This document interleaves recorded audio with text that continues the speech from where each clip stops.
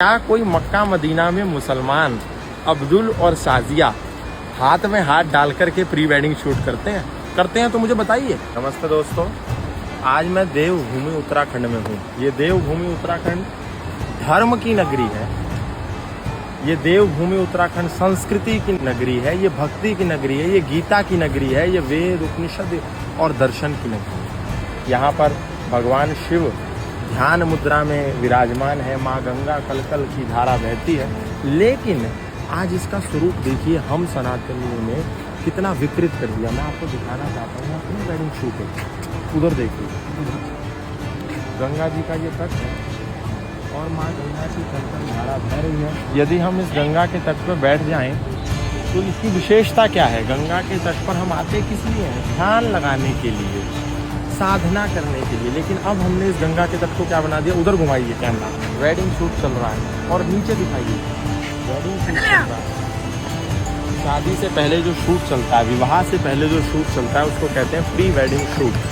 तो ये धर्म की नगरी गंगा का तट, ये पहाड़ों की गुफाओं की कंदराओं के हिमालय की चोटी में के बीच में ये जो माँ गंगा बह रही है, ये अध्यात्म की जो नगरी है, ये प्री वेडिंग शूट के लिए नहीं थी।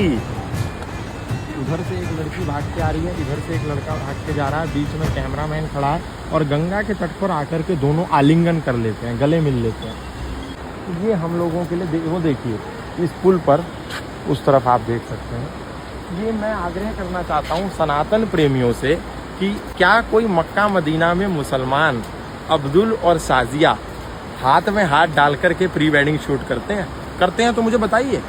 क्या कोई वेटिकन सिटी में है? क्या कोई यरूशलेम में कोई टॉम एंड जेरी इस तरीके की चीजें करते हैं? अगर करते हैं तो मुझे बताइए।